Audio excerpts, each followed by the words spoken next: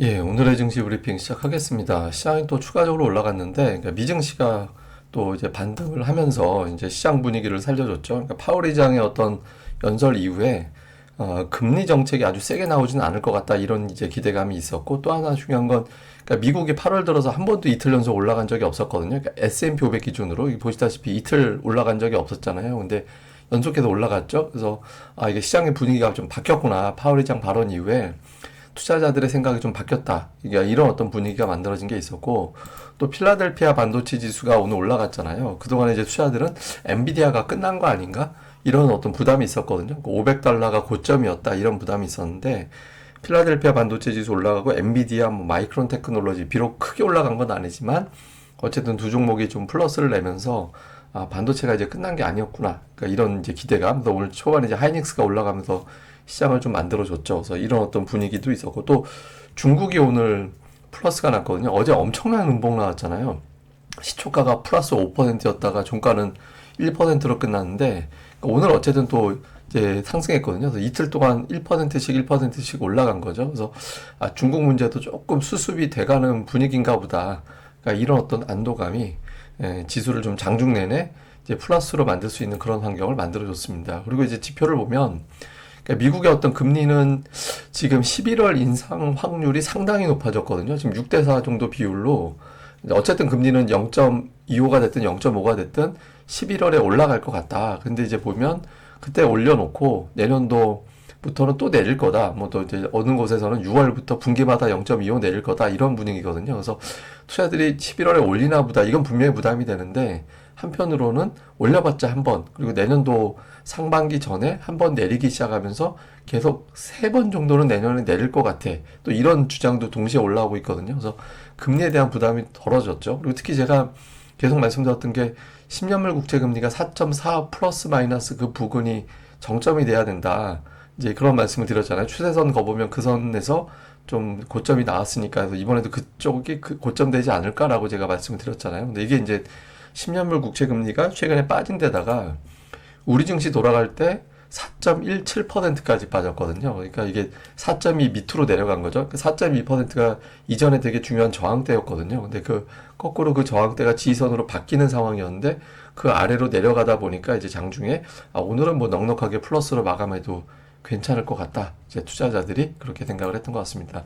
뉴스를 보면 이제 이거는 저 파월 관련된 월스트리트 저널 뉴스는 이제 이틀인가 된 뉴스인데 시장에서는 일부는 또 그런 생각도 있는 것 같아요. 그러니까 대놓고 얘기는 못하지만 그러니까 미국 금리 인상 사실상 끝났다. 왜냐하면 이제 4분기 이후에 미국의 주요 인플레이션 지표가 뚝 떨어질 가능성이 있다라고 주장하는 사람들이 있거든요. 그래서 좀 금리에 대한 부담을 좀 덜어냈다라는 점이 시장을 좀 움직이는 요인이 되고 있고 특이한 건 뭐냐 오늘 에코프로비엠이 안 좋은 소식이 나왔잖아요. 그래서 에코프로 삼형제가 다 빠졌는데 양시장 시가총액 1, 2위 종목이 올라가지 않았는데 지수가 올랐어요.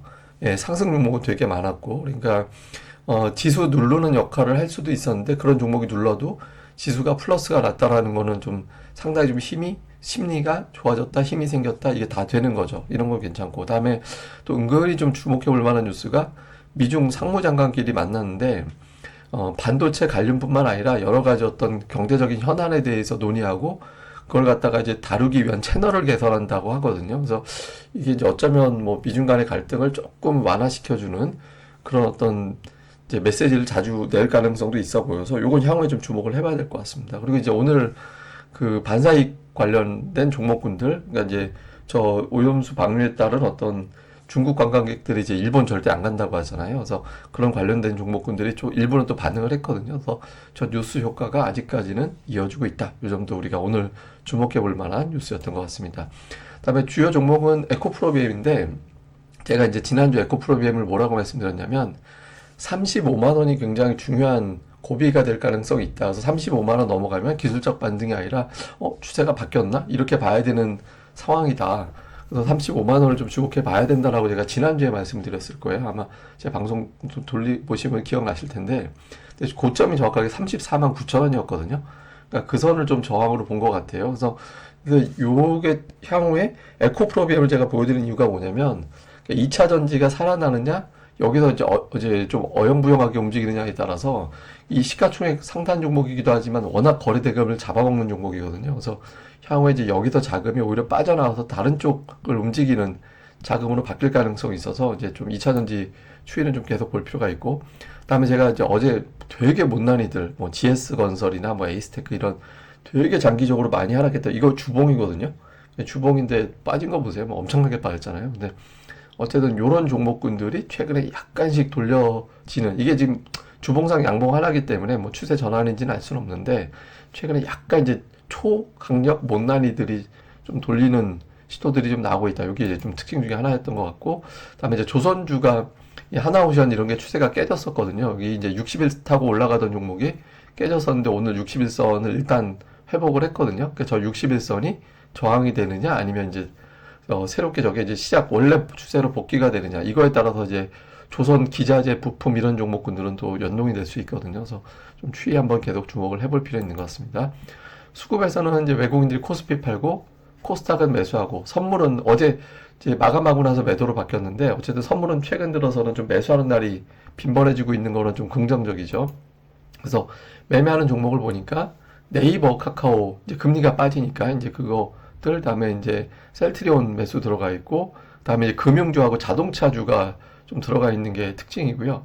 삼성전자 오늘 외국인들이 매도했는데 지금 3일 연속 매도했거든요. 그러니까 5월 이후에 3일 연속 매도는 처음이었고 4일 연속 매도가 올해 아마 없었을 거예요. 그래서 삼성전자 이제 내일쯤에서 수급이 바뀌는지 좀 볼 필요가 있고, 기관은 이제 네이버 있고 자동차주 매수 있고, 기관이 계속 지난주 제가 우리가 이제 복귀하면서 보면 중국 반사이익 관련된 관광객 관련된 종목군들 매수 들어가 있었잖아요. 근데 이제 그런 종목군들이 들어가 있고, 다음에 조선주 또 매수가 들어가 있는 게 특징이었고요. 코스닥 쪽에서는 외국인 투자들이 이제 에코프로 사고 에코프로비엠은 팔고 이렇게 엇갈리는 매매들 들어가 있고, 그러니까 반도체, 바이오 제약주들 이런 것들이 좀 상대적으로 종목수가 많은 편이었고, 기관 투자들은 이제 엔터주 오늘 좀 담았고요. 그리고 요 아랫단까지 내려가서 보면은 제약바이오, 그다음에 이제 반도체 계열의 종목군들 이런 것들이 담았는데, 다만 이제 보시다시피 반도체는 좀 엇갈렸습니다. 그러니까 파는 것도 있고 사는 것도 있고 이렇게 엇갈려 있어서 종목별로 좀 골라서 좀 다르게 대응하는, 예, 그런 유형을 보이는데, 근데 지난주 이후 2차 전지 공통, 외국인들은 제약, 기관은 반도체였거든요. 근데 2차 전지는 오늘 좀 부진했는데 제약과 반도체는 좀 흐름이 좋았잖아요. 이 수급 구도는 계속 좀 모니터링을 좀 해볼 필요 있는 것 같습니다. 자, 이슈를 정리해 보면 오늘 국채금리가 4.2 아래까지 내려왔거든요. 어제 미국 시장 마감할 땐 4.2였는데 우리 증시 돌아갈 때 4.17까지 빠졌거든요. 4.1 밑으로까지 내려가게 되면 신흥시장 상당히 강하게 움직일 수도 있습니다. 근데 반대로 재상승 강하게 올라가서 4.3 넘어가면 좀 이상해지니까 국채금리 볼 필요가 있고, 11월에 추가 인상 가능성을 계속 이야기를 하고 있잖아요. 근데 이게 이제 에이 있어봤자 한 번이지라고 보는 사람이 있고, 반면에 그러면 지금 시점에서 지금보다 금리가 더 내려가는 거는 내년도 하반기, 그것도 한 3분기 이후까지 가야 되는, 거의 1년 있어야 되는 거잖아. 이런 시각도 있을 거거든요. 근데 그건 이제 결과적으로 어느 쪽에 무게가 실리는지는 기술주 보면서 가늠을 해야겠죠. 그래서 요즘 볼 필요가 있고, 그 다음에 이제 삼성전자, 외국인, 코스닥 대형주, 이거 오늘 안 움직인 것들이거든요. 그러니까 이게 다 안 움직이면 지수가 올라가봤자 한계가 있어요. 그래서 이제 삼성전자가 계속 불펜 두고 하는데 약간 이제 뭐 이렇게 옛날 영화 그런 거 있었잖아요. 뭐 짓짓하면서 이제 손으로 막 주먹질만 하면서 이제 혼자 이제 복싱 연습만 하고 정작 실전 등판은 안 하고 있는 그 바보형 같은 그런 모습을 계속 보이면 안 되거든요. 그래서 삼성전자가 과연 등판을 할 거냐, 하지 않을까? 저는 일단 보긴 하는데 어쨌든 좀 볼 필요가 있죠. 오늘 특징주들은 한 번씩 제가 수급에서 언급을 드렸으니까 요건 좀 뺄 필요가 있고요. 그 다음에 이제 9월 증시를 제가 이거 9월 초에 한번 또 보여드릴 예정이긴 한데, 9월에 10년 동안 코스피, 코스닥 어떻게 움직였는지 봤더니 코스피는 10년 중에 7년 올랐고 코스닥은 반반이었습니다. 근데 평균은 마이너스예요. 왜냐면 작년에 워낙 크게 빠져서 9월에 워낙 급락해가지고 평균치는 마이너스인데, 코스피는 상대적으로 9월에 그렇게 나쁘진 않았거든요. 근데 미국은 안 좋았어요.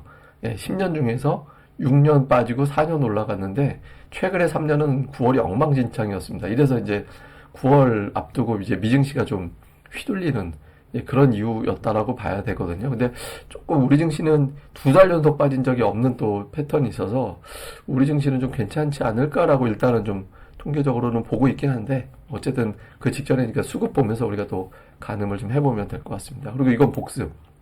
제가 그 18일 방송에서 뭐라고 그랬냐면 크게 빠지고 나서 아래 꼬리가 길게 달리면 그날이 저점이 되는 확률이 높다. 그래서 제가 이제 그 말씀 드렸잖아요. 요때 이제 작년도 7월에 사례, 요게 이제 하락 많이 했다가 꼬리 달리면 또 요 9월에 사례, 요게 크게 하락했다가 꼬리 이렇게 달리면 다음에 이제 올해 1월에 크게 하락했다가 꼬리 이렇게 달리면 그러면서 이제 이날 요게 이제 아마 저점이었을 가능성이 있다. 이제 과거 패턴으로 보면 그 말씀 드렸잖아요. 그러니까 이걸 제가 복습으로 다시 보여드리는 게 여러분들이 나중에 실전 직접 하실 때 이제 뭐, 이게 맞죠. 제가 이런 얘기 한 적 있지. 이게 그건가? 뭐 이거 이제 복귀하셨다가 나중에 뭐 이런 거 있으면 또 그날, 그 다음날 또 저점 매수 기회로 활용할 수도 있는 거잖아요. 그래서 이렇게 이제 한 번씩 알려드리는 건 여러분들이 기억해 두시면 도움이 될 것 같아서 예, 복습 차원에서 말씀을 드렸습니다. 예, 그럼 또 하루 잘 보내시고요. 저는 또 다음에 뵙겠습니다. 이 방송 구독하기, 그리고 이제 좋아요. 무조건, 어제 1000개가 살짝 안 됐어요. 좋아요가. 꼭 좀 부탁드립니다. 감사합니다.